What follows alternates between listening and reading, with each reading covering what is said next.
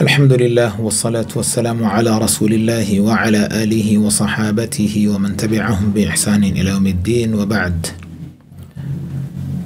ما يباح للمعتكف. Tunaendeleza durus za Ramadhani ambazo zinafungamana na i'tikaf.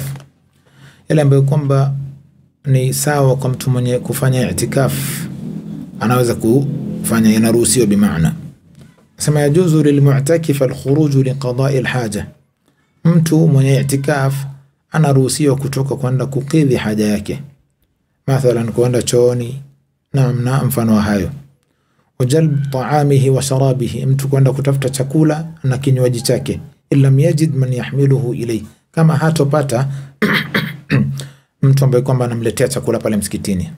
Mfano, mtu yupo katika masjid ambaye kwamba kila mtu anajua sehemu zao wanapoishi, labda mtu ametoka sehemu wanaoishi mtaani kwao kaenda msikiti, mfano msikiti wa Jamia Nairobi akawa anafanya i'tikaf pale kwa labda ni sehemu mbali, labda ni Kibra ama labda ni Huruma ama labda ni Kariobangi na mfano wa haya.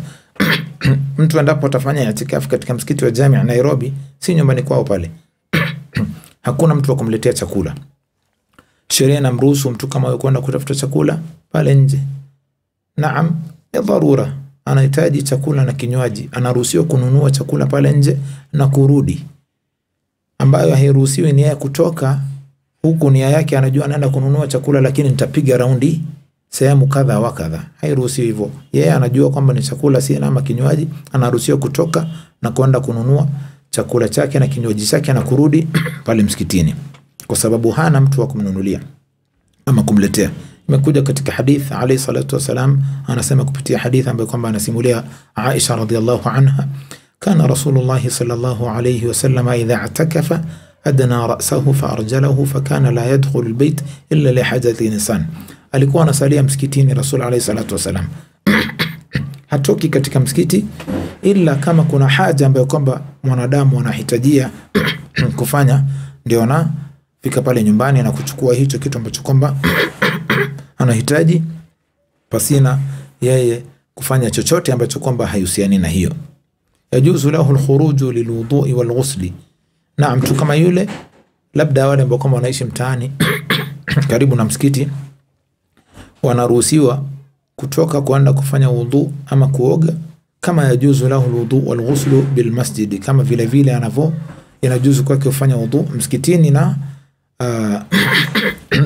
kama venye inajuzu kufanya kwake msikitini, anaweza kwenda nyumbani akaoga na akafanya ghusl na wudu na akarudi pasina kufanya chochote ambacho kwamba hapaswi kufanya. Vitu ambavyo kwamba anafaa kufanya vile vile ni kuchana nywele yake, hiyo haiharibu na i'tikafi yake. Na imekuja katika hadithi ambayo kwamba Aisha radhiyallahu anha anasema Rasul alikuwa anachana nywele yake na alikuwa haingii nyumbani kwake ila kama kuna haja ya maana zaidi. قال الخطابي رحمه الله وفي معناه حلق الرأس وتقليم الأظافر وتنظيف البدن من الشغف والدرن، ويؤخذ من ذلك جواز فعل الأمور المباحة كالأكل والشرب.